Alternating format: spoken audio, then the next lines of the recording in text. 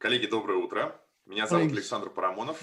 good morning. Я My вас name рад is приветствовать Alexander в нашем Paramonov. I'm зале happy дистрибуторской to компании welcome МОНД you на at конференции Positive Technologies.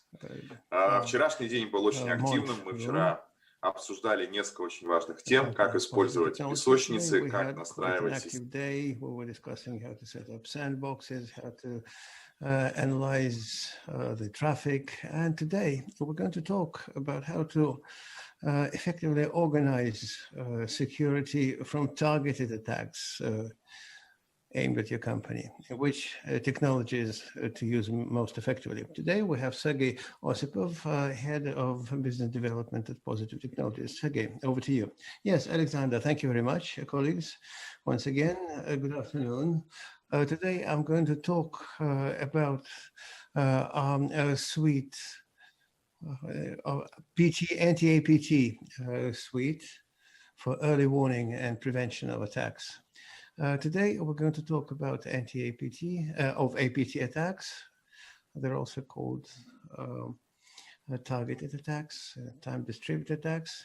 We're going to discuss which companies are subjects, which companies play in the area, and how to protect from these attacks using our suite, which products are included in the suite. And I'll tell you a little bit about the typical customer that it may affect. A few words about the terminology of APT attacks.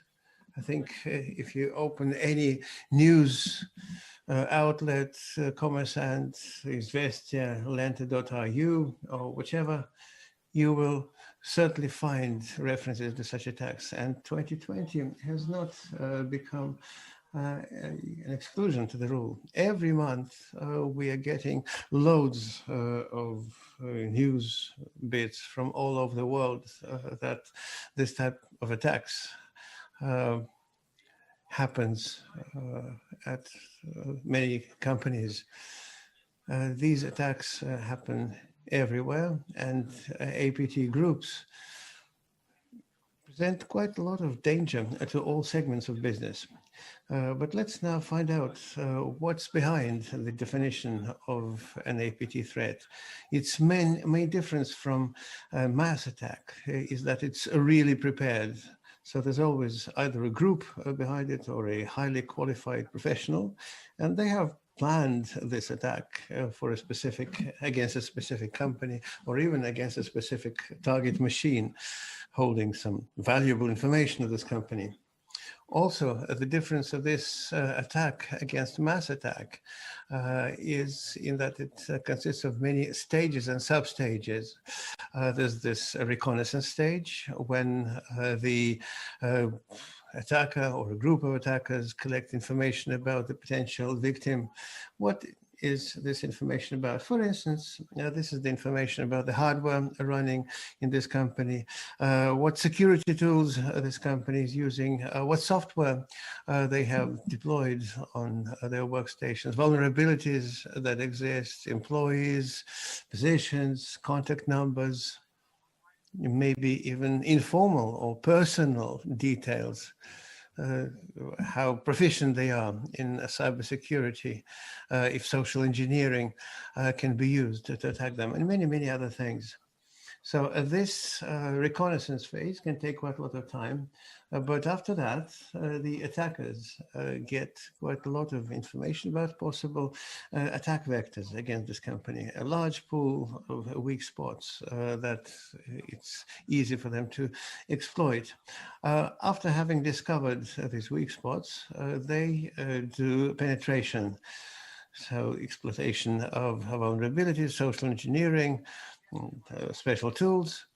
The attackers get through the perimeter, intercept the accounts, and so the potential victim becomes a real victim. And then they implement the goals, the objectives of their attack. They take more nodes under their control. They elevate their rights in the system. They move in the network try to get admin rights, and at the end of the day, they get either partial or full control of the infrastructure and getting access to the target information. So as a rule, because they have collected a lot of information about weak spots of the company at the reconnaissance phase, this penetration that the attacker has made goes unnoticed by the customer's security service.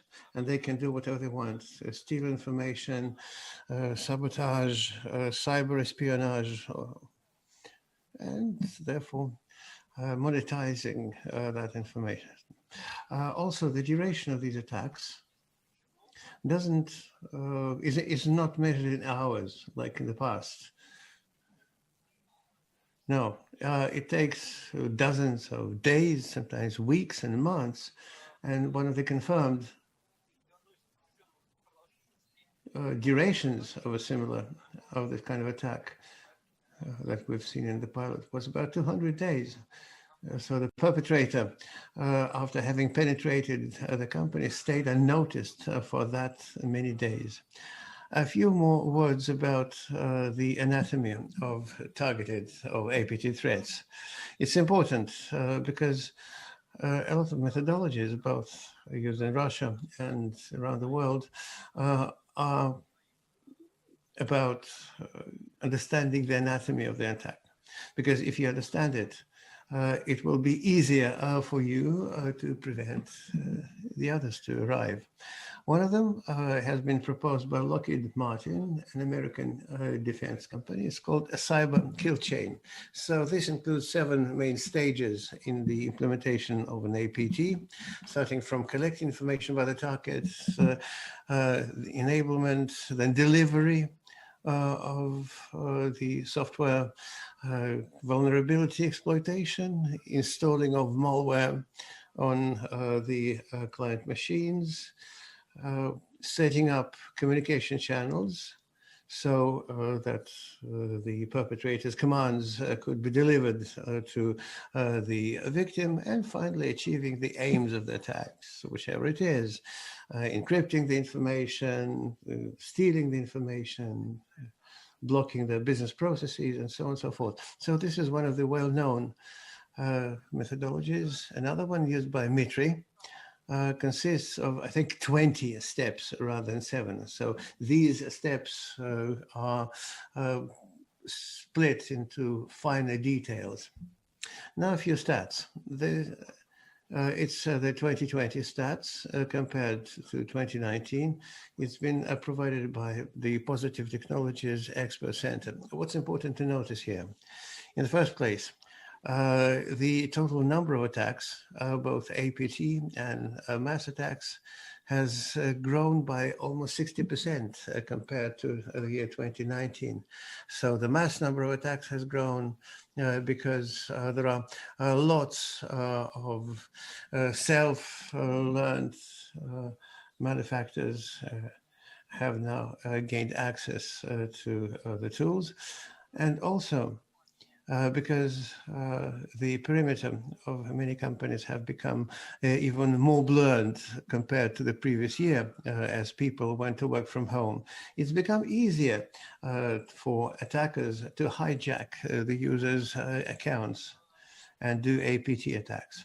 Who are leading the victims of these attacks? Firstly, the public sector, because in this country, for instance, a lot of attention is paid mostly to regulatory requirements, sometimes to the detriment of real-life security considerations. On the other hand, a lot of attacks are targeted at healthcare institutions, especially those that develop vaccines or measures to fight the coronavirus.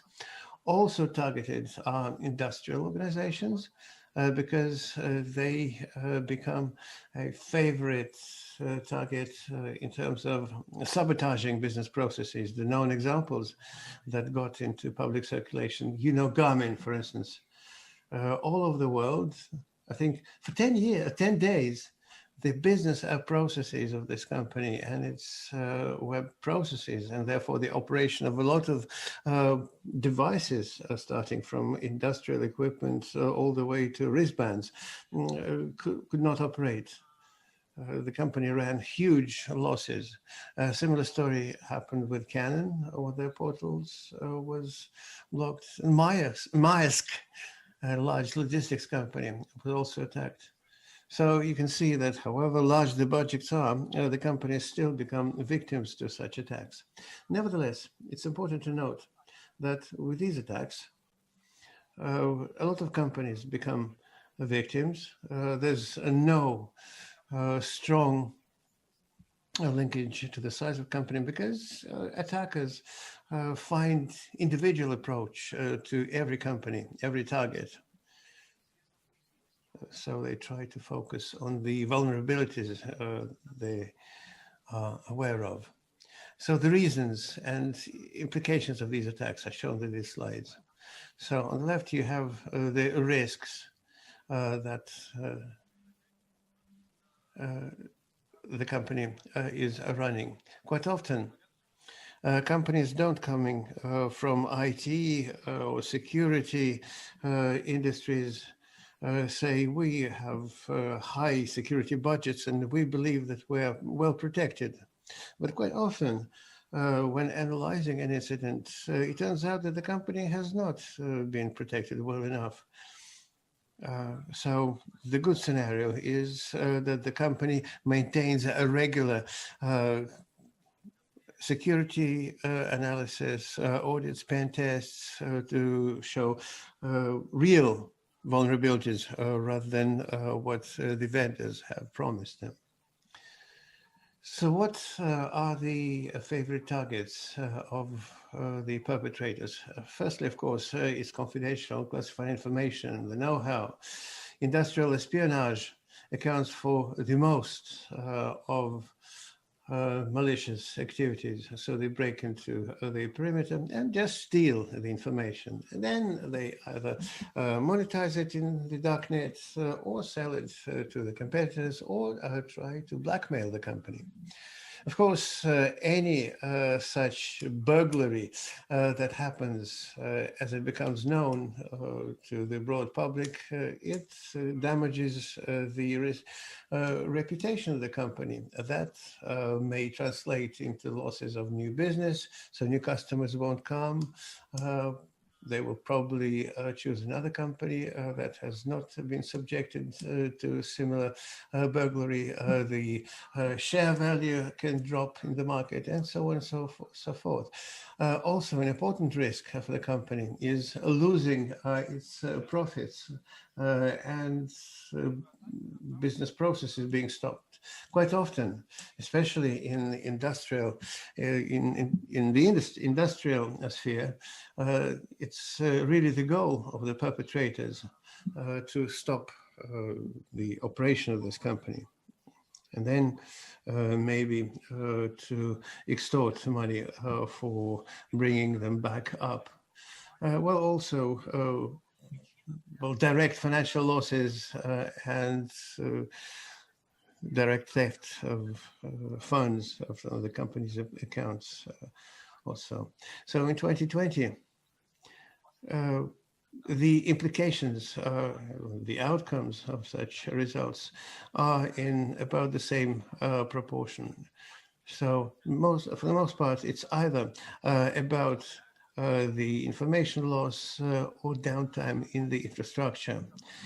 So damaged reputation scores only fifth in this list, meaning to say that the companies are very reticent about this information. So whatever leaks usually comes from the perpetrators. Now, a couple of words about the most popular attack vectors, what perpetrators exploit when they attack all companies. The 2019-2020 stats show that email and phishing letters lead when companies get malicious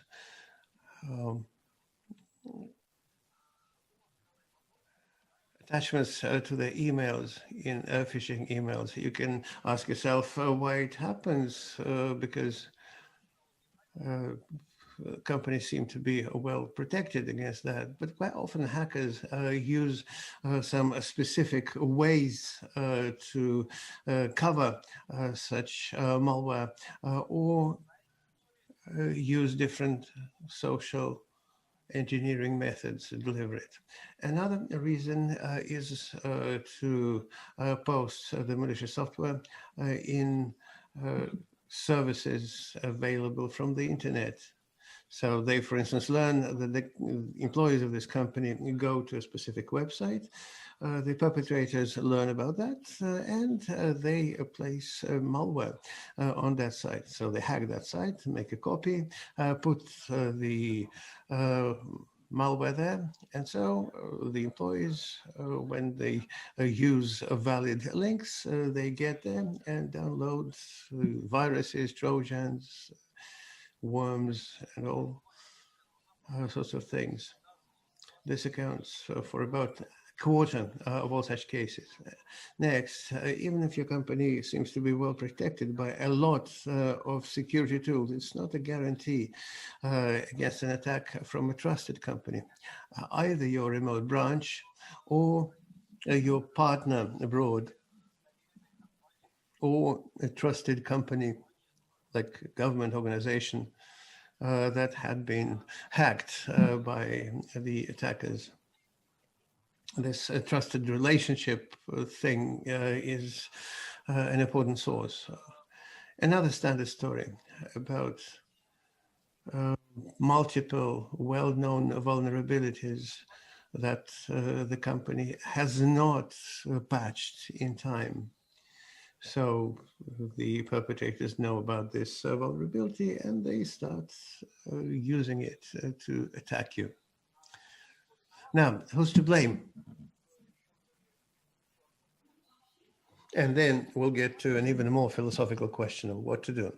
As to who's to blame, we can identify three main items why it so happens, according to the security officers of the companies that have agreed to take part in the poll.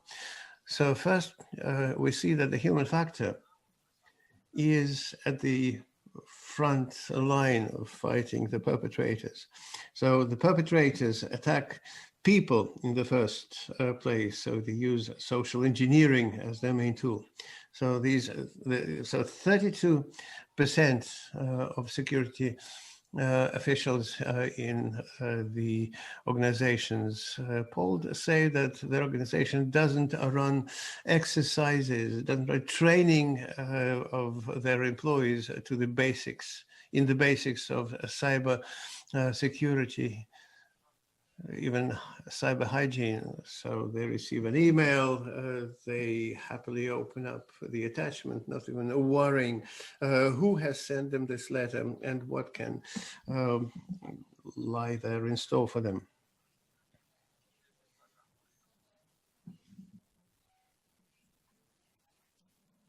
Another story is in that almost half of the respondents are not sure about the proficiency of the IB personnel. They say, our task is to run security tools and nothing else. So not enough attention to security strategy, no regular security audits. It goes over the head of the employees. And quite often, IT and InfoSec departments don't really have a very good relationship with each other. So people get into an overload situation, and in the worst case, security tools are just sitting on bookshelves, not being used. Another story is that 1 in every 5 companies doesn't have experience in investigating cyber incidents. For instance, if some incidents have happened, measures are taken to find those responsible, those to blame, but you don't unravel the entire chain of how it happened, which vector was used, which nodes suffered, which nodes could suffer, and what measures can be taken for this not to happen again. Why is it happening this way? Firstly, human factor, you don't have professionals in that, and you don't have tools to analyze historic data. So you don't store the traffic information, whatever. Another few words about customers who believed their infrastructure protected well enough.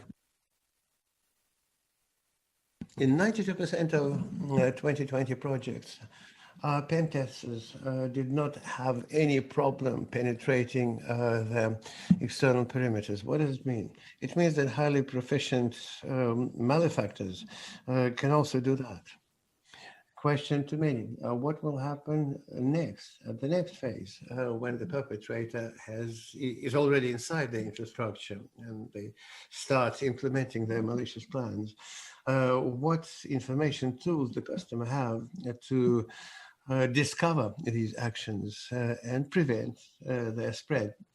It turns out that most budgets have been spent on the perimeter protection tools, whereas the internal traffic seems to be going freely.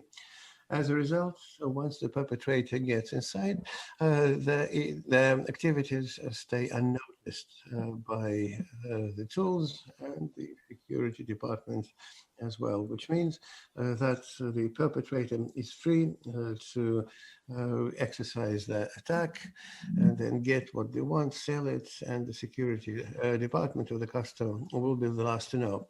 What happens at the moment where the perpetrator gets inside the infrastructure? So there are two scenarios. The top one here is where the perpetrator goes for the horizontal migration path, elevating their rights, trying to achieve access to the highest privilege access to the company server. After that, they can do anything: blackmailing the victim, selling access, stealing information, anything. Another story is when the attacker is targeted at a specific workstation and at a specific person with a specific set of target information. Here, the perpetrator persists in the infrastructure on the host of interest and gains continuous access to the information of interest, again, for their own purpose. There's also a third scenario that I haven't shown in this slide. It's about the perpetrator to gain access, for instance, the identity information, even with no usual rights. But for some reason they don't have competencies, no knowledge tools to move horizontally, but they already get access to some workstations in the infrastructure. Our experts found that in 2020, the market felt a whole surge of similar announcements to sell access to well-known companies. So low qualified perpetrators penetrate companies' defenses and then sell this access in the black market. And this is something I'd like to bring your attention to, because over the past year, this has grown substantially. You can get more information in our quarterly cyber incident reports that we publish on our website. So we've now figured out the problem that targeted attacks happen. Perpetrators penetrate through the company's defenses and try to move about within the environment. And now it makes sense to identify the attacker when they're already within the network and not to allow them to move about and elevate their rights. Why the existing security tools even high levels such as EDR and SIEM may not always be enough. Firstly, because this battle between the sword and the shield is going on, and standoff shows that very well. Hacker tools are becoming better and better, and there are a number of activities that SIEM won't think for different reasons. Because the source list is limited, or the number of events generated so much that you can't figure it out without passing the traffic, or when there are zero-day attacks exploiting the vulnerabilities.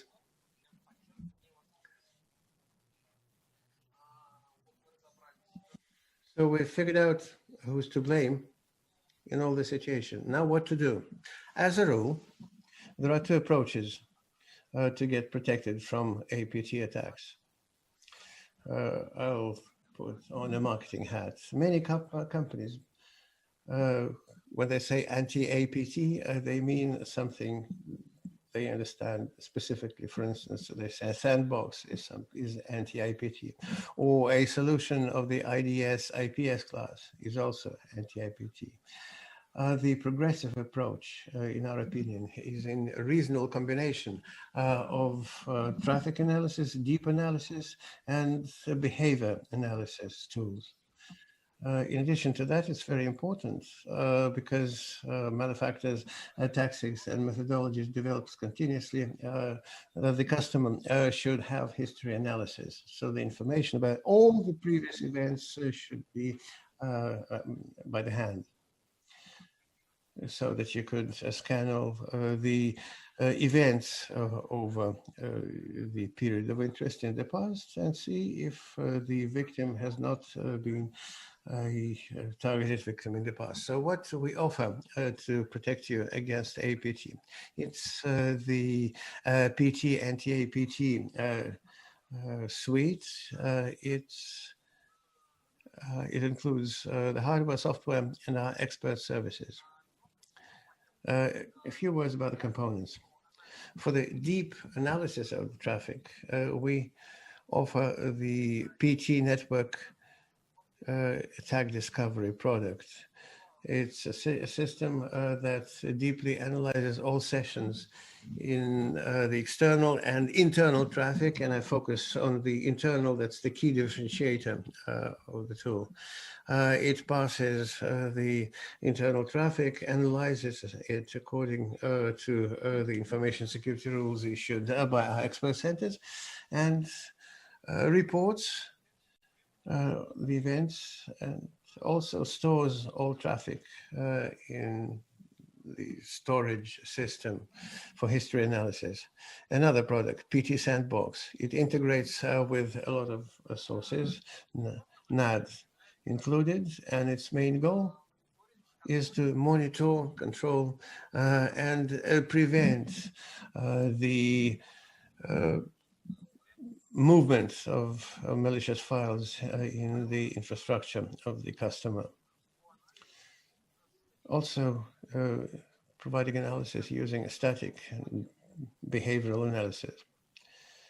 And there's a point that I mentioned in one of the previous slides when I was saying that there's not enough resources for quality exploitation of information. So we offer the services of our expert security center to help that when the customers don't have enough expertise. So we can offer services on a one-off basis, regular basis. Also, we have stories about getting our colleagues involved for specific incidents that have already happened.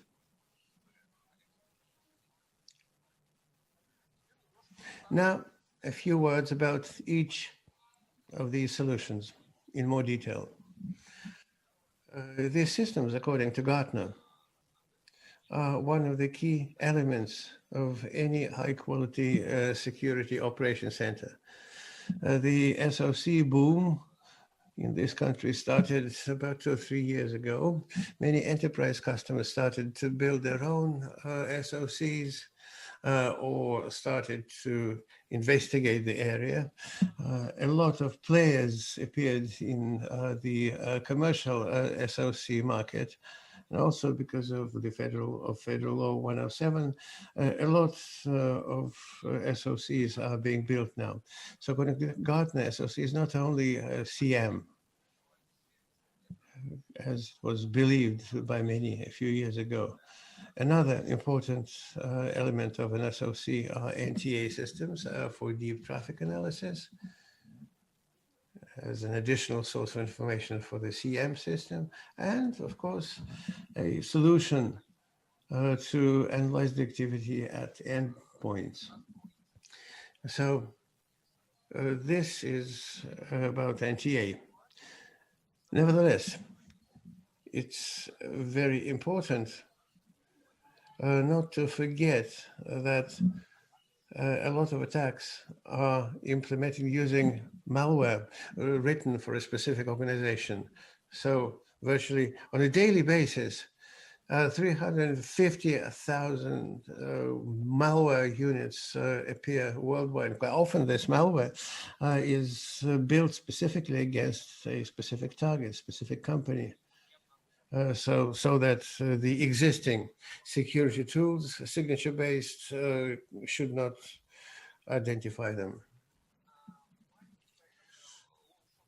A long, short story, how these three things work together, starting from the right part of the picture and going to the center and then to the top. You can see how traffic travels from a potential perpetrator. So it gets to APT. APT sends it to the SOC, and then it uses about 6,000 rules. If any of them is triggered, it's sent to the sandbox. After the sandbox, it gets back to the network contact discovery, informing the security officer about legitimacy or illegitimacy of a specific session.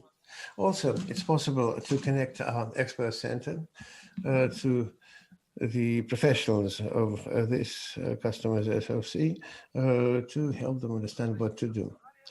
Depending on the scenario, PT Sandbox can also be used to block sessions, to mark them as illegitimate, to warn users, and so forth. A few words about the key attributes of each solution. I explained a bit earlier why they're needed in the first place, and let me now explain what makes them different from those existing in the market. PT Network Attack Discovery has as a main objective the parsing and recovering information from 170 main protocols. So whatever can be learned in this session about what happens is done by this solution, providing the transparency of whatever happens in the network. Also using the rights that our expert center says, we implement about 50% of all malicious methodologies according to MITRE HTCK. We have a set of articles at Haber to explain which methodologies our solution uses to discover and flag malicious activity. So having found a malefactor in your network, you can conduct a high-quality investigation and stop them from moving horizontally. Of course, also, because the protocols are deeply parsed over a considerable period of time, that offers a lot of opportunities for the SOC professionals to analyze and find out what has happened. Summing up what exists,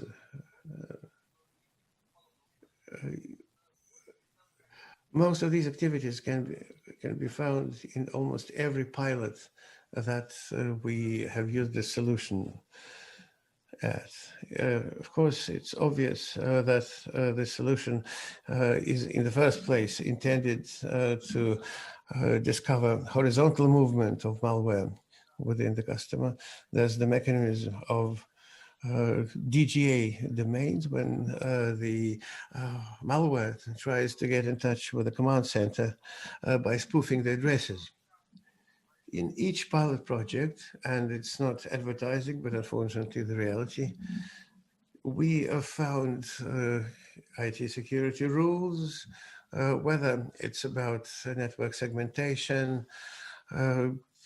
if using clear text in transmitting username and passwords. Quite often we see real hacker tools being used, sometimes even within the organizations. And also, in addition to the fact that we can see all other traffic going to the nodes and from nodes, we see the possibilities to cover such activities. So bringing together the benefits. We see the malefactor activities in the internal traffic, and PT analyzes not only the external but also internal traffic. Therefore, we detected the horizontal movement of malefactors, their attempts at exploiting vulnerabilities, end user attacks, and attacks targeted at internal services. Also, this solution integrates very well with solutions of other classes. In the first place, SIEM and sandbox class solutions. And in terms of information security outsourcing, we actively promote the involvement of our experts. This slide shows an example of integration with SIEM.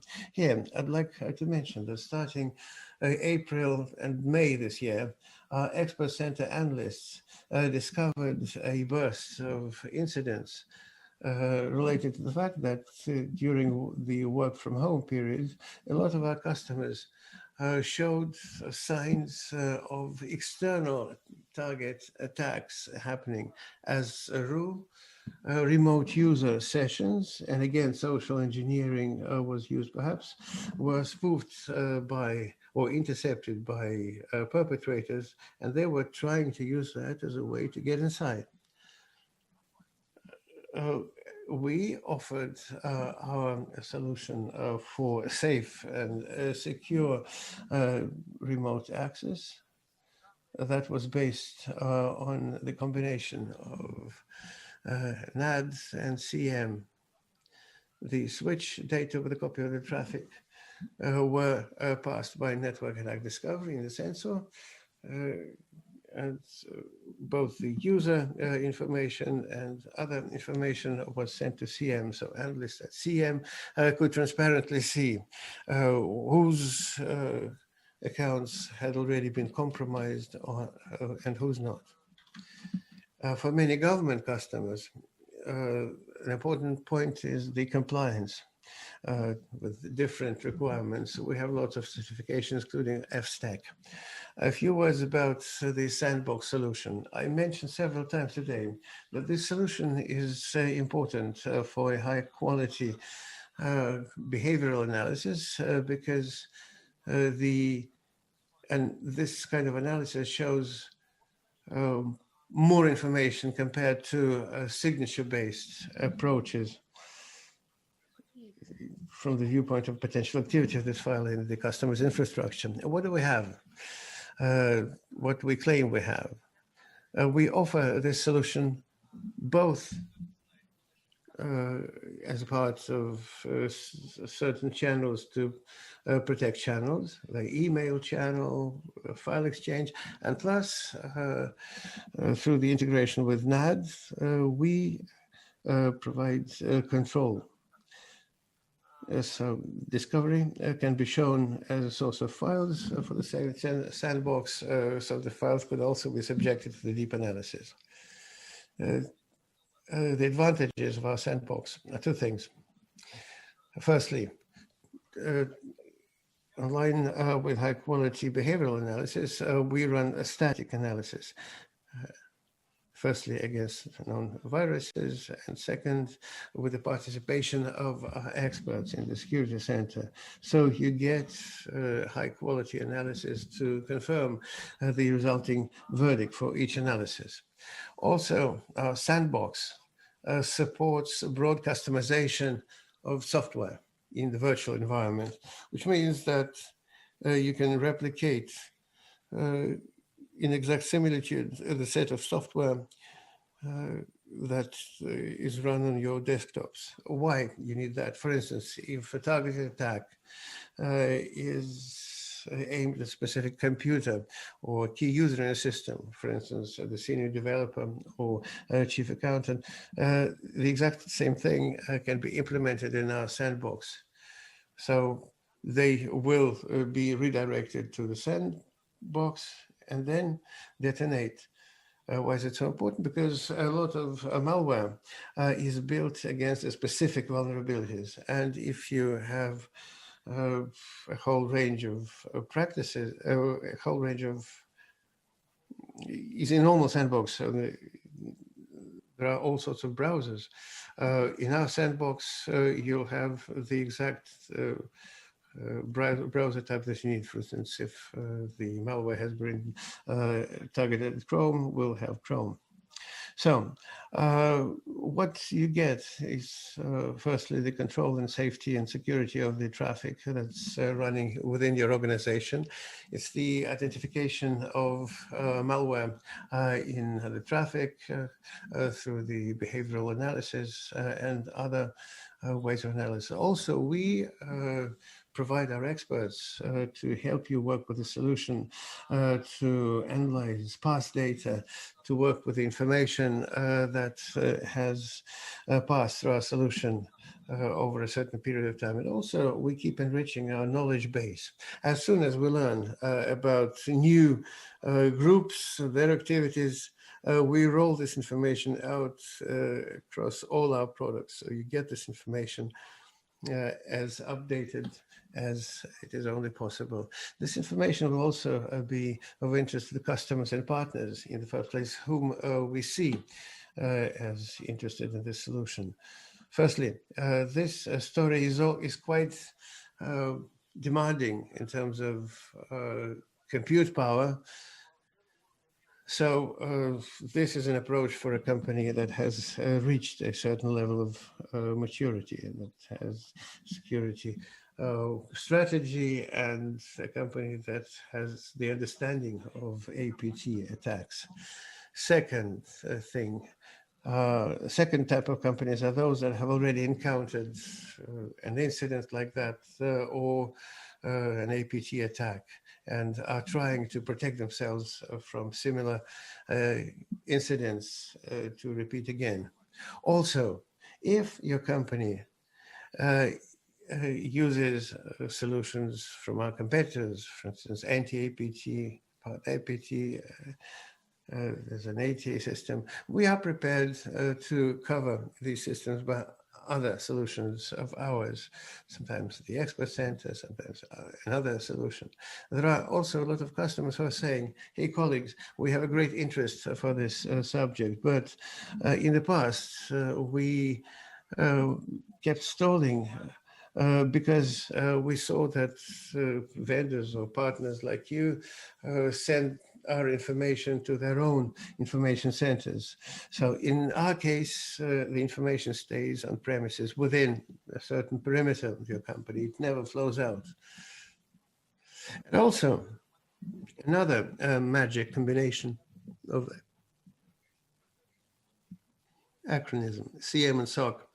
All customers who use SIEM and are at the phase of building their own security centers, I recommend them to at least consider this anti-APT solutions, anti-A and the sandbox, in order to find another way to analyze the traffic and to improve the overall security of your company.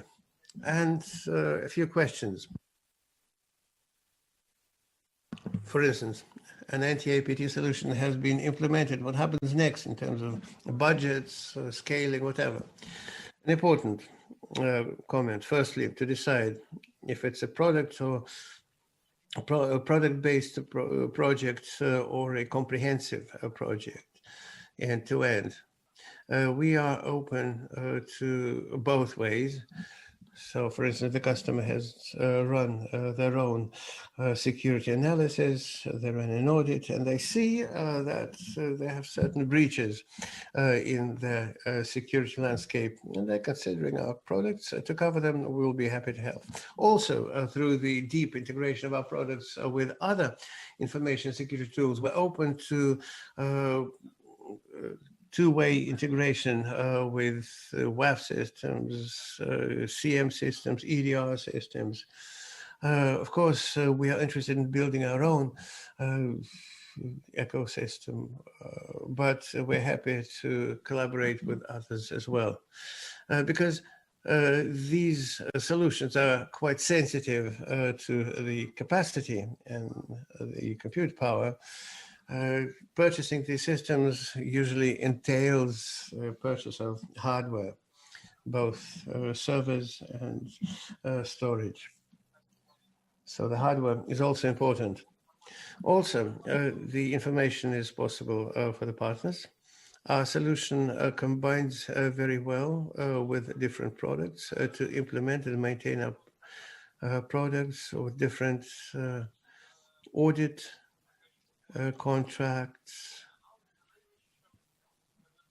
For instance, network attack discovery shows its effectiveness in parallel pen tests.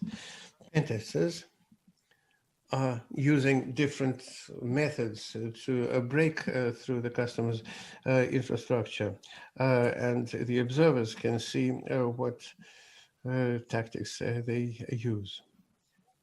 Also, this type of a solution improves customer security awareness. How to trial the solution, how they're sold. Well, of course, you can do the best way is through a pilot project. It's typical. Pilot project takes from 1 to 2 months. Several days only are needed to make all the documents, and the rest of the time is spent on connecting all the different sources and the system operations so that you could observe it. At the end of the day, at the end of this reporting period, we issue a report that contains two things.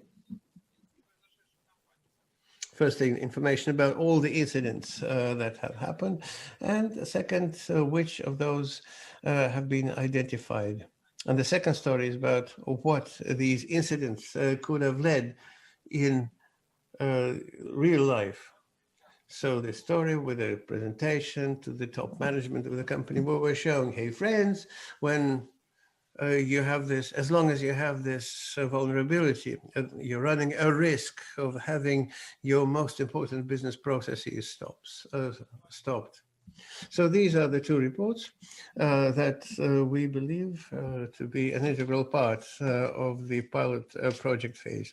Also, in every pilot, Anti-APT finds signs of APT attacks, zero-day software, extended permissions of the user, and so on. With this, I've come to the conclusion of my presentation. I'll be happy to answer the questions in the chat. Thank you for your attention, and please get back to me if you have any more questions. Sergey, many thanks for the wonderful presentation. Let's see if we have any questions from the room. Hey, colleagues, you can ask questions in the chat. in the site where you see a broadcast. And now I'd like to ask the following questions. I know that there's been a serious shift, especially in government organizations, towards replacing Windows by similar Russian products. And there was an argument saying that these systems are better protected, so the information security policy may become more lenient. So I think what makes this different? Thank you for the question. I'd like to bring your attention to the facts or to the statement about a false feeling of protectedness that customers have. Talking to experts on our approach, we found out that the typical protection model used in other systems is similar to the one used in Windows. Why these systems seem to be better protected is that they are not as available in the enterprise market, and this theoretically makes them less desired by the malicious players. And in this connection, I think that in terms of malware analysis that's being written for Unix-based systems, we would like to add support of main branches of Linux, GOS Linux, Astra Linux. As to the traffic, we already work with Linux machines. Well, that's right, because access to the system doesn't change based on the traffic. Exactly. Another question. It's no secret.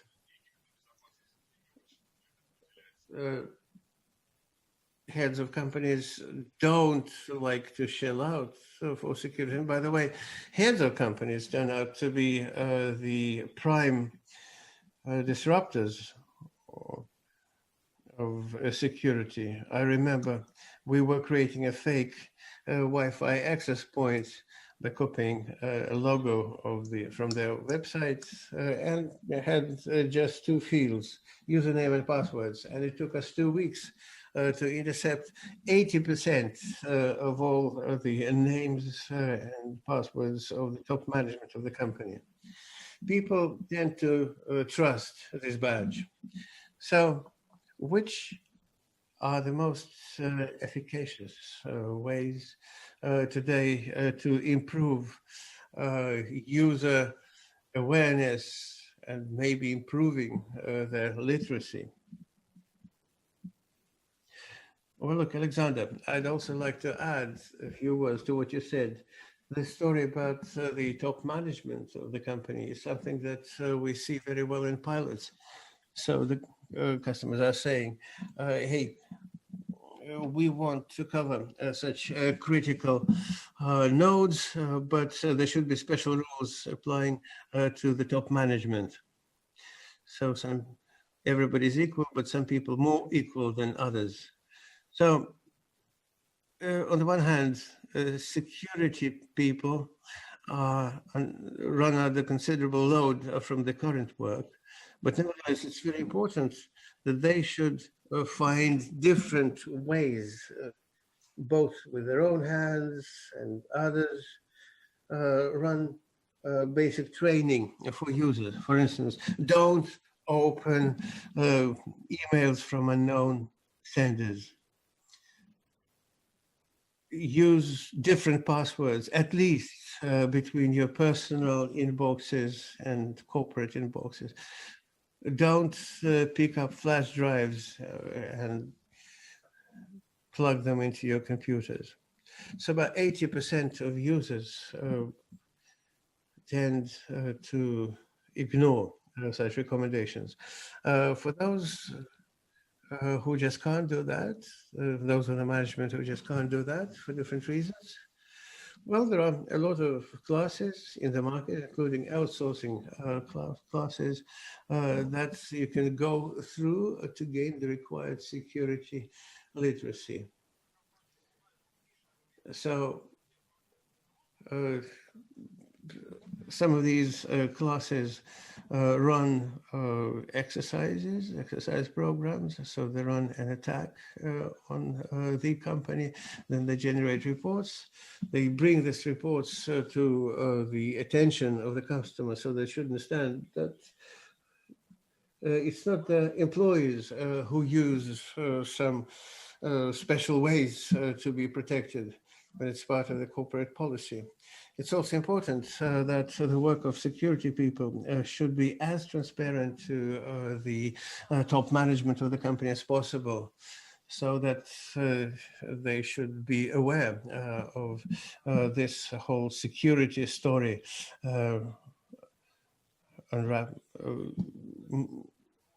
evolving into the future. So the company could understand the connection between what they're doing in security and the business impact on these measures.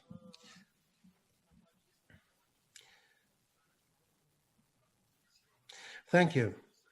Thanks a lot, Sergey, for the excellent presentation and answers to the questions. And I think we can all wish good luck to each other to fight cybercrime.